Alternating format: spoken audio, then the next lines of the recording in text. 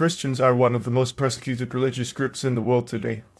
According to a report by Open Doors, a non-profit organization that tracks Christian persecution, over 340 million Christians face high levels of persecution and discrimination globally. This phenomenon is not limited to any specific region or country, but is a widespread issue that affects Christians in various parts of the world.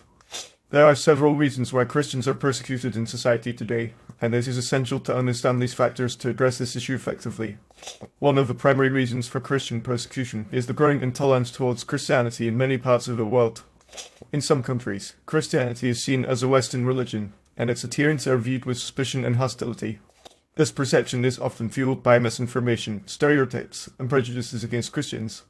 For instance, in some Muslim-majority countries, Christians are viewed as infidels or enemies of Islam, leading to discrimination, violence, and even martyrdom. Similarly, in some communist countries, Christianity is seen as a threat to the state's ideology, resulting in persecution and harassment of Christians. Another reason for Christian persecution is the rise of secularism and atheism in Western societies. In many Western countries, Christianity is no longer the dominant religion, and its influence on public life is diminishing. This has led to a growing hostility towards Christianity, with some people viewing it as an outdated and oppressive institution. Christians who hold traditional views on issues like marriage, family, and morality are often mocked, ridiculed, and marginalized. This hostility is not limited to verbal abuse, but can also take the form of physical violence, vandalism, and discrimination. The digital age has also contributed to the persecution of Christians. Social media platforms have become a breeding ground for hate speech, online harassment, and cyberbullying of Christians.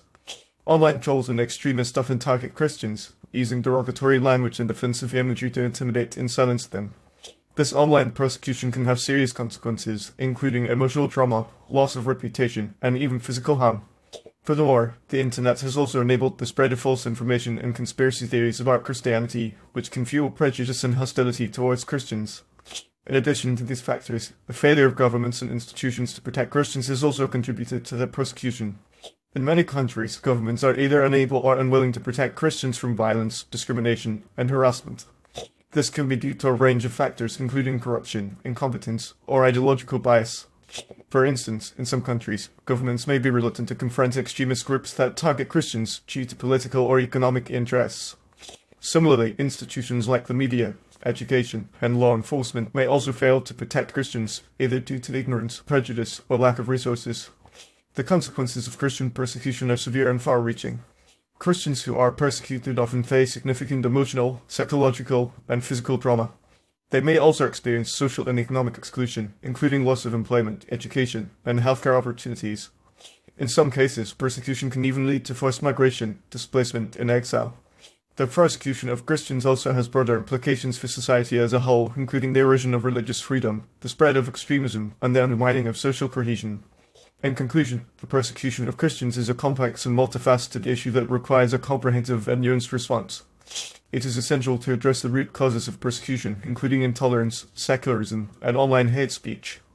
Governments, institutions, and civil society must work together to protect Christians from violence, discrimination, and harassment, and to promote religious freedom and tolerance.